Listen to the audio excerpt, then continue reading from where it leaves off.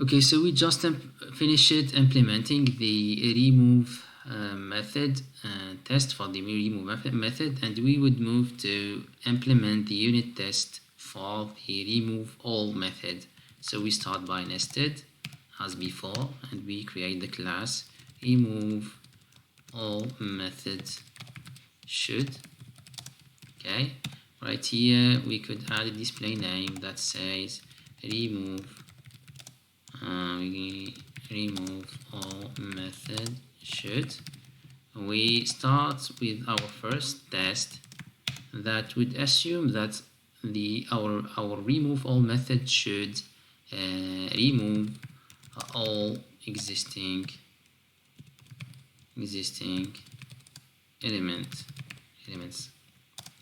or remove the existing elements, the provided existing elements. Okay, remove the existing elements. We could right here we should write the method signature, remove the existing elements. Okay, you have a problem right there.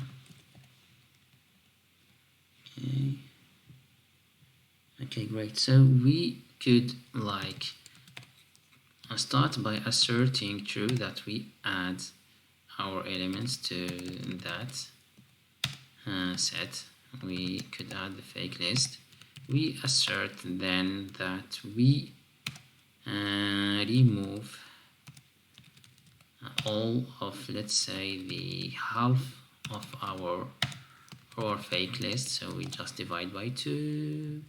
It's like the init size would be divided by, and size divided by 2 to remove the half of our fake list until the fake list length, fake list size. Okay, and then we assert equals, the size would be the TDD set size would be, let's say, the half of our element plus the rest of the division by 2. So we just make this rest by 2.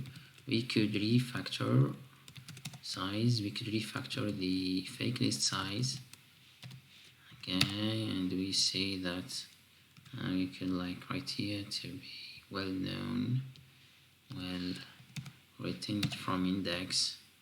We have our test adding the fake list, removing the sub list of fake list, and asserting that the size is the half of the size of the fake list plus the rest of the division by 2. So we execute our code and see if it's working.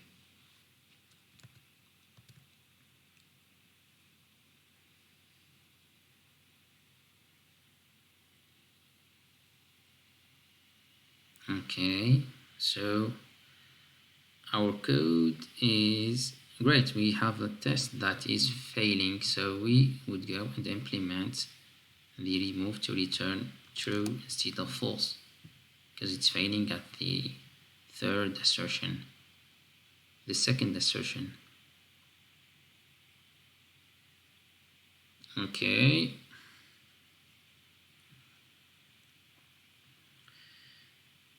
great. So our test is failing, and now because of the equal, and he says assert equal right there, so we would go and implement our remove all to remove all our elements. So we could rename the C to elements, and we could make a for each, and by method reference we just remove all that, each element. We just remove each element.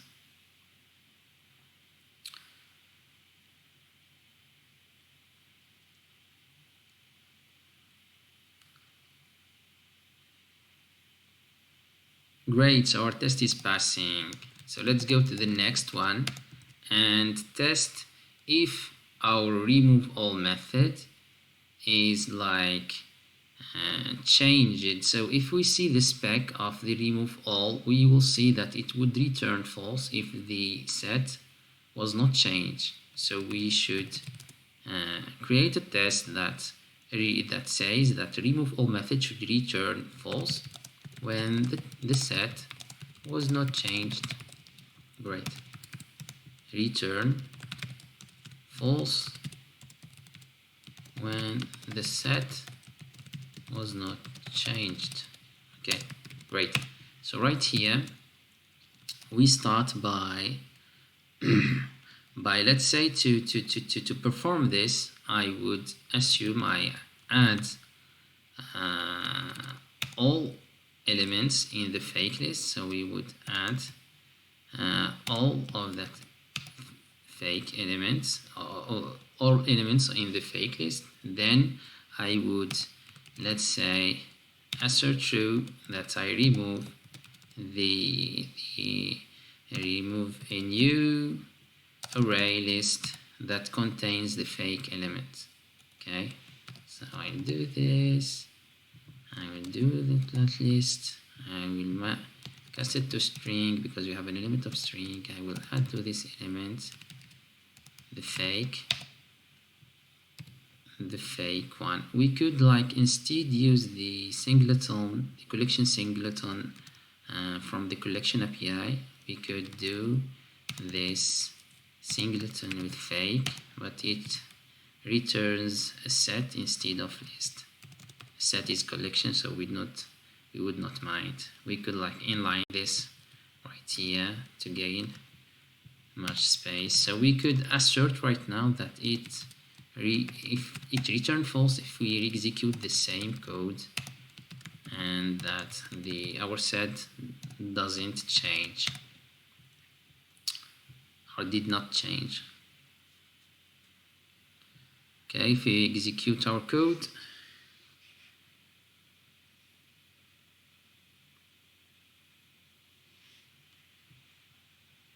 okay, great. So we have a failing test, and we should like implement our remove to make sure that our test is passing. Okay, so right here, if we look to the spec of remove all, we see that if the set does not change, so we return false. So it's like the aggregation of each remove method. So if there is any element that returns that for this element we return true when we call the remove method, we would like return at the end the true that our, let's say, set has been changed. So I would assume by creating a stream right here and like mapping to each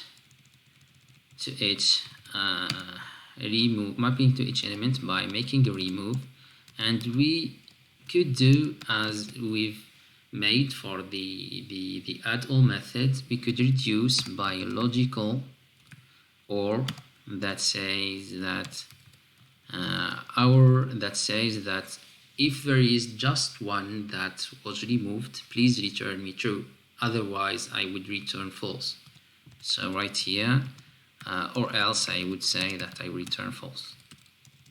So if I do this, it would return me the exact result I'm looking for. I will re-execute my test and see if it's working.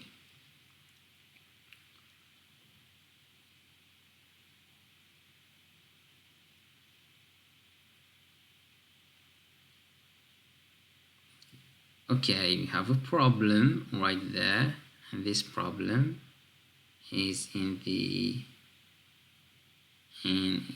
first one. We've made remove all instead of add all. So okay, so right now it should work.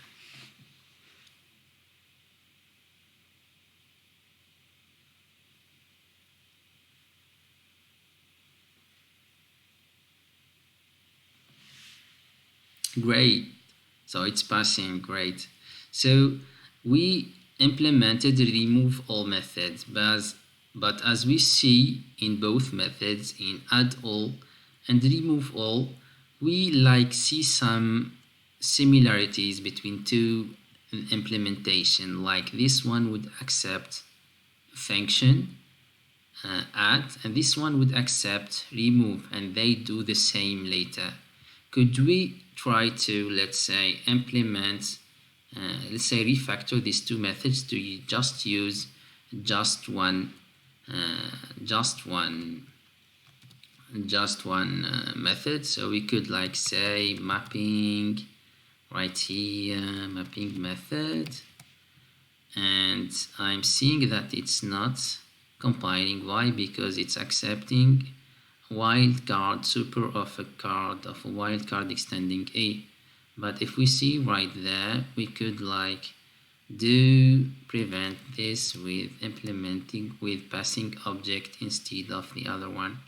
We could also, we have this one which is not compiling, object is not convertible to e, so we could like just pass e instead. So it's great. So it's refactored right here. We go to the remove all method and try to refactor the remove all. We have like the same thing, which is like wildcard super of a capture of wildcard. It cannot be applied to capture of wildcard. We could like pass instead of this an object right there, because remove method is accepting an object as a parameter. So we have like extracted the method right here. So we could do mapping function instead of mapping method, because it's a function. We could like right here making a method that map each, okay, and accepts that mapping function. Okay, great. And we try to use this method for the add all. We could like mapping each, we pass that elements collection, and we pass this add method. Do we see what would happen? Okay, so we have like right here, object is not convertible to e because we accept an object right here. So if we like transform this to let's say an e object, we would see that it's not compiling for the other one. Okay, so what we would do for this to be great, let's say elements. So my elements is wildcard. It is streaming through wildcards. So if I stream through e elements, I would not find a problem when I do a function that accepts an e element and turn it to a boolean. Okay, so if I change this to e, it would compile for all our methods. Just right here we have like this one which is not compiling, we could cast it to e, and this one we could cast it to e. So we are looping through a collection of e, then we applying the function that takes e and returns boolean, and we have like right here all what we need to make the remove all and the add all method. We re-execute our code to see if it's working, and if we successfully made the refactoring step, and we will see that it would work like a charm. Great, so it's working. We just have another test that we forgot to do, which is the throw exception when removing a null element. Okay, so we do throw exception when removing a null element. Great.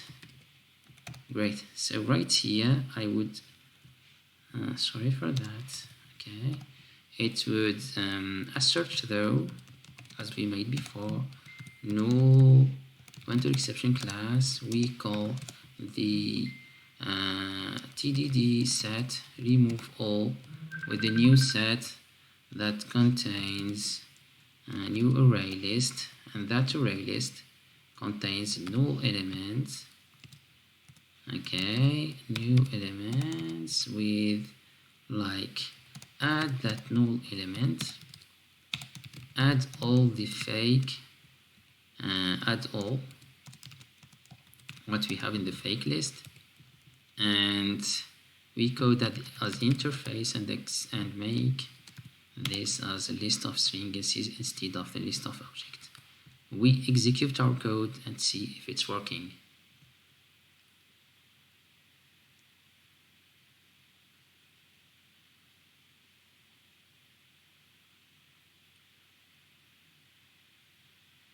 Great, so it's working.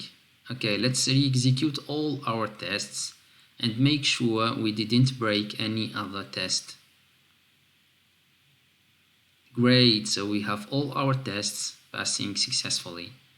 That's all for this video. Thank you.